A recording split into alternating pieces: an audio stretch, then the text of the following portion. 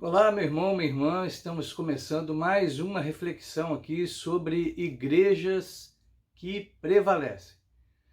Você sabe que nós estamos aí numa sequência, né, de estudos, de reflexões que temos tirado deste livro que nos ajuda a repensar a maneira de ser igreja. Esse livro tem servido de um ponto de inspiração para alguns temas que são muito importantes a gente considerar. Afinal de contas, você e eu, que pertencemos à Igreja Presbiteriana de Itaparica, aqui em Vila Velha, Espírito Santo, queremos fazer o melhor para o Senhor. Nós queremos agradar mais a Deus do que aos homens. Nós queremos, de fato, fazer o nome do Senhor Jesus conhecido. E para isso, nós temos sim que repensar a nossa forma, a nossa maneira de ser igreja. Nas últimas quartas-feiras, sempre às 20 horas, a gente posta aqui um estudo. Temos considerado sobre essa questão do que fica, o que vai, né? A questão do tradição, do tradicionalismo. Pensamos aqui também sobre montar e desmontar, o que a gente tem que fazer, às vezes tem que desfazer e fazer de novo, sobre essa disposição em fazer várias vezes e de várias formas. E hoje eu quero considerar com você um assunto que é a respeito da liturgia, né?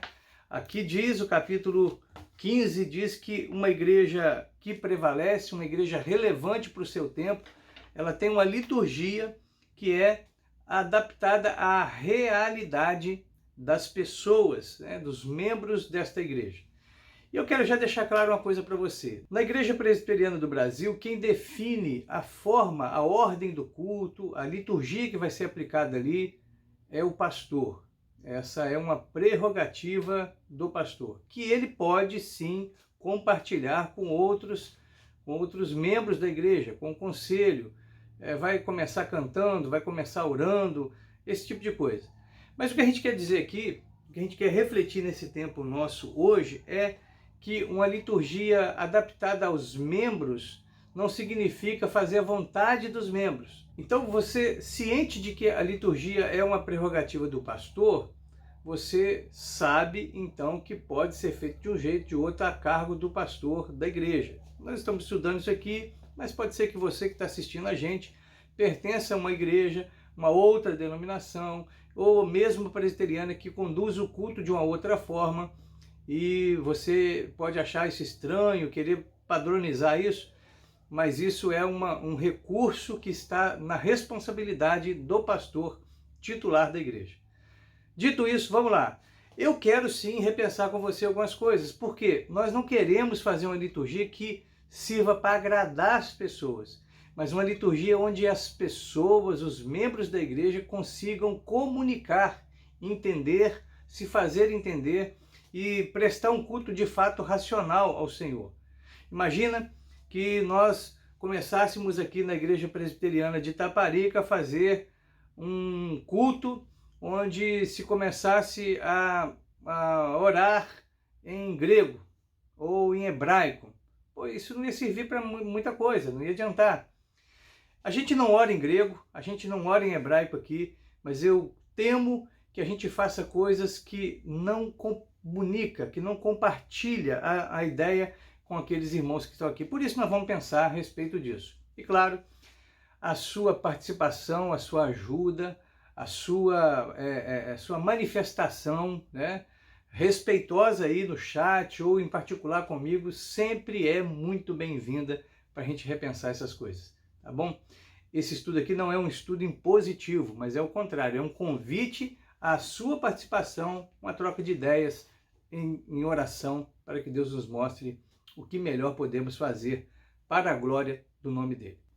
Eu quero ler um texto com você aqui que se encontra em Lucas capítulo 4, verso 40, que diz o seguinte: ao pôr do sol, o povo trouxe a Jesus todos os que tinham vários tipos de doença, e ele os curou, impondo as mãos sobre cada um deles. Esse texto mostra como Jesus valorizava as pessoas. Ele entendia que precisava estar próximo delas, curá-las, aproximando-se delas. E nós, quando prestamos um culto ao Senhor também, o que nós queremos é isso. A igreja precisa, de fato, se preocupar em prestar um culto que seja inteligível àqueles que aqui estão. Obviamente, nós cremos que na hora de culto, no momento de culto, quando o povo de Deus está reunido em nome de Jesus, acontecem sim coisas que não são totalmente explicáveis, são totalmente compreensíveis. Deus manifesta seu amor no coração dos seus filhos e às vezes o choro é a manifestação mais comum e nem sempre se explica isso, tem todos os detalhes a respeito dessas coisas. Porém, na maior parte do tempo, nós fazemos as coisas de forma inteligível. Aliás, nós fazemos sempre de forma inteligível. Deus é quem manifesta de forma extraordinária no coração do crente. Sentimentos, emoções, percepções e assim por diante. Como podemos, então, prestar um culto que seja mais facilmente reconhecido? Que na nossa forma de fazer culto, a gente não atrapalhe o crente cultuar a Deus com a sua razão e o visitante também perceber que estamos falando do Senhor nosso Deus. O autor defende que a celebração em conjunto é a manifestação direta, o reflexo direto da vida da igreja. E aqui eu quero te chamar a atenção para pensar a respeito disso. Será que um culto quietinho, tranquilo, mais tradicional, digamos assim, também está querendo dizer que a igreja é fria, que a igreja é devagar, que a igreja é... Olha, eu não acredito dessa maneira. E o inverso também. Toda igreja que tem um culto animado, vibrante, alegre, que as pessoas se manifestam mais calorosamente, significa que esse povo está de fato servindo a Deus no dia a dia? Não necessariamente. Então, a gente não consegue medir essas coisas dessa maneira. Eu já trabalhei numa igreja enquanto seminarista que tinha todos os ritos para poder começar o culto. Entrava o coral cantava a música, tocava uma música, entrava os pastores ou de terno ou de toga. E tudo era feito com muita organização, com muito detalhe litúrgico. O que para muita gente pode parecer uma coisa engessada, uma coisa travada. Não era. Aquela igreja, estive lá por um ano, trabalhando enquanto seminarista, enquanto estava no meu período de formação. Era uma igreja vibrante, atuante, evangelística, uma igreja envolvida com a obra missionária, mas eles tinham esse estilo de culto. Por quê? Porque era um estilo que atendia a razão, o costume, o jeito daquele pessoal que ali frequentava. Entenda, dá para ser de um jeito bem mais tranquilo ou mais animado e não estar juntamente com isso. Essa coisa não está casada com a vida da igreja. Então, é uma coisa que se mostra depois, fora do culto. De qualquer forma, nós queremos sim repensar esse assunto, porque queremos fazer um culto, prestar um culto que seja vibrante, que seja alegre, um culto onde nós depositamos em Deus toda a nossa fé. E por isso, você precisa pensar a respeito disso. Quando você vem aqui nesta igreja, você fica à vontade para servir o Senhor, para cultuar o seu Deus, para receber as bênçãos que Ele está derramando, ou você está preocupado com forma, com jeito, com alguma coisa desse tipo? O autor deste livro conta que em 1999, ele pastoreava uma igreja na Baixada Fluminense e um casal que estava procurando igrejas passou por ali.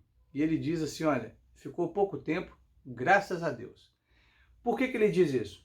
Porque eles tinham lá um costume, naquela igreja, de estar num determinado momento do culto, intercedendo pelas pessoas, orando pelas necessidades ali apresentadas. E aquele casal que vinha de outros costumes, de outra tradição, de outra formação religiosa protestante, achou aquilo o cúmulo do absurdo, achava que não podia acontecer, que aquilo estava tirando a ordem, o jeito do culto acontecer, estava atrapalhando. E foi no pastor reclamar desse costume deles.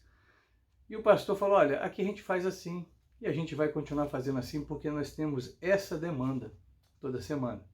Eles ficaram pouco tempo e o pastor disse, olha, ficou pouco tempo, graças a Deus, porque se ficasse mais tempo e não se adaptasse àquela maneira de cultuar, aquela forma litúrgica, ia ser um problema para todo mundo, porque eles iam ficar reclamando, eles não iam conseguir cultuar a Deus com todo o seu coração e ainda ficar perturbando quem estava ali, vivendo dentro daquele costume, daquela maneira de se comunicar, de se encontrar e falar com o Senhor. Entenda, o foco aqui não é humanístico, não é fazer tudo para agradar as pessoas. Não é isso. Entenda, o foco aqui é fazermos um culto onde a expressão humana de amor, de carinho, de entendimento do Senhor seja possível. Então, se num determinado lugar é necessário que se pare em algum momento, as pessoas vão para frente, se ajoelhem e peçam oração e recebam a oração dos seus líderes, não tem nada de errado nisso. Se ali eles funcionam bem assim. Conversava um dia desse com alguns irmãos aqui do nosso Ministério de Apoio ao Culto, o MAC. E uma irmã fez a seguinte consideração, que a Igreja Presbiteriana de Itaparica, ela tem lá todo um jeito, né, uma forma, e nós como Igreja Presbiteriana somos mais como diria, nós não somos tão calorosos assim. Eu falei, isso é uma preocupação. Ela falou, mas eu gosto assim. A irmã falava, mas eu gosto assim, eu gosto de ter minha privacidade aqui, eu não gosto de chegar num lugar onde todo mundo quer saber tudo da minha vida e quer saber todos os detalhes. Eu sei que a preocupação deles é boa, mas eu não gosto, eu prefiro no decorrer do tempo e tendo intimidade, conversando com quem Deus vai me dando a oportunidade de conversar. Olha só que interessante. Se aqui nessa igreja nós resolvermos de forma abrupta a ter um relacionamento mais próximo, no sentido de sim, todo mundo tem que saber da vida de todo mundo, olha, não vai dar certo. Muita gente não funciona assim, não entende que a coisa funciona bem desta maneira. Todo culto é feito para Deus e é prestado diante de Deus. Mas é importante que as pessoas que estão envolvidas nesse culto entendam o que está acontecendo e participem ativamente, não sejam apenas espectadores, que ficam olhando o que está acontecendo e falando assim, poxa, que bacana, que bonito, muito legal, muito interessante. Mas quando questionadas, se entenderam, elas vão falar assim, não entendi não. Não pode ser assim. Então essa é a nossa preocupação, que não é agradar, lembre-se disso. A preocupação maior não é deixar você fazer o que você quiser, mas é dar oportunidade para todos, para a igreja é um grupo, é uma família, prestar um culto racional, sincero e intencional ao Senhor. Entenda, se para nós aqui da Igreja Presbiteriana de Itaparica fosse para nós, para esta igreja, não estou falando daquela que está ali na esquina e nem aquela que está na outra esquina, da rua 37, só nessa rua tem pelo menos 3 igrejas. Eu estou falando desta igreja, se para nós fosse viável, para que a comunicação, para que o Senhor ficasse mais conhecido do grupo que aqui vem, que não vai ali e nem vai ali, tocar músicas em estilo, sei lá, vou chutar aqui, no estilo sertanejo, é assim, para esse grupo que aqui frequenta, então nós tocaríamos música no estilo sertanejo, no ritmo sertanejo.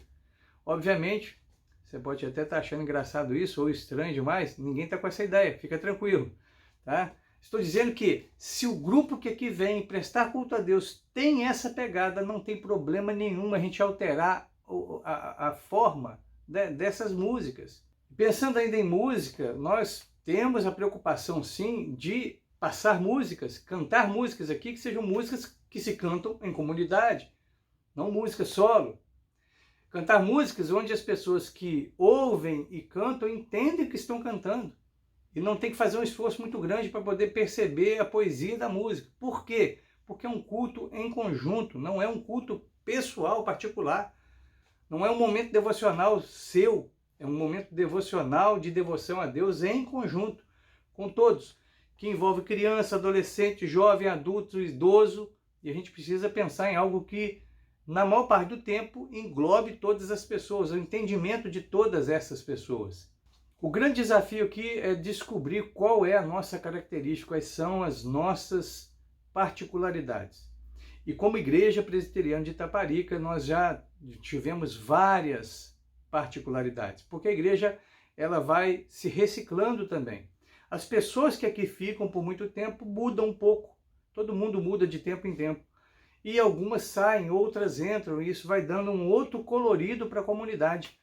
De tempo em tempo, é importante que a gente pare e pense em como ou quem está frequentando aqui, como que a gente alcança melhor o conjunto dessas pessoas. Então, se for preciso, mudamos o horário, se for preciso, mudamos o dia, se for preciso, mudamos a ordem dos acontecimentos durante o culto. Tudo para que, em grupo, em família, possamos oferecer um culto vivo, verdadeiro, racional ao Senhor nosso Deus. Ninguém aqui está querendo quebrar a tradição. Ninguém está falando em chutar aquilo que faz parte da nossa história. O que nós queremos é mostrar, entender, viver como uma igreja viva, que responde de acordo com as demandas que aparecem a cada dia.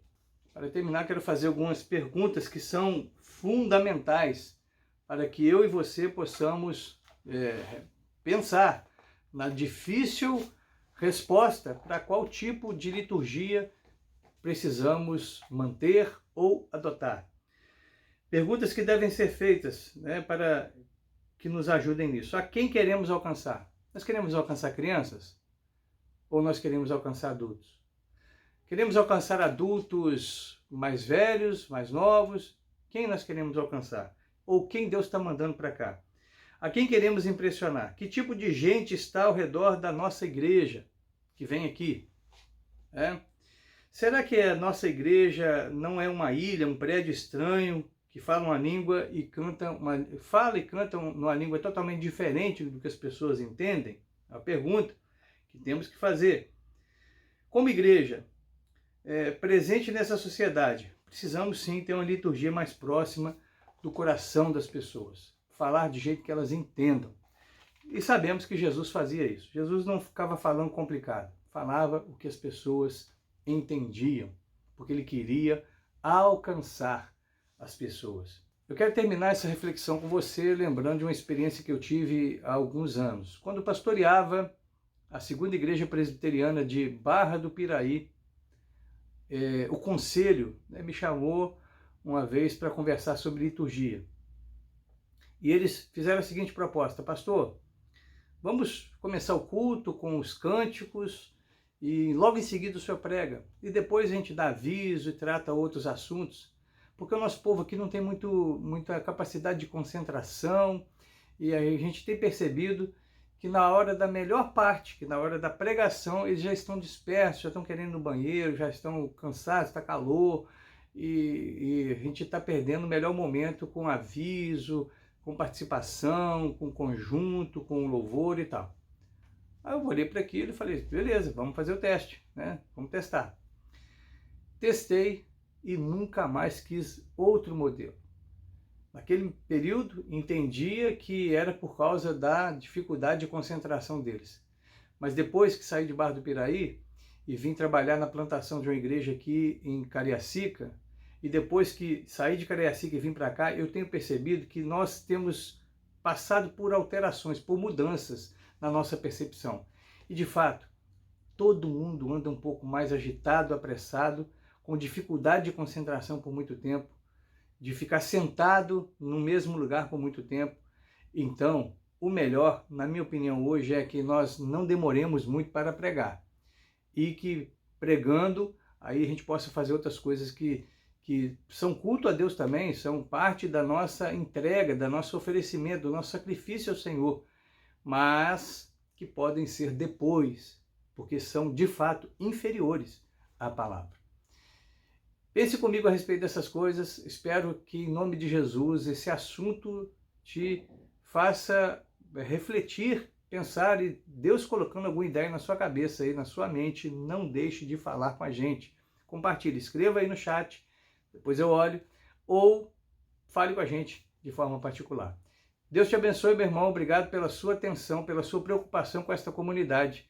E assim nós vamos crescendo, desenvolvendo e até a próxima quarta-feira, quando vamos estudar mais um tema sobre igrejas que estão sendo relevantes para a sua época.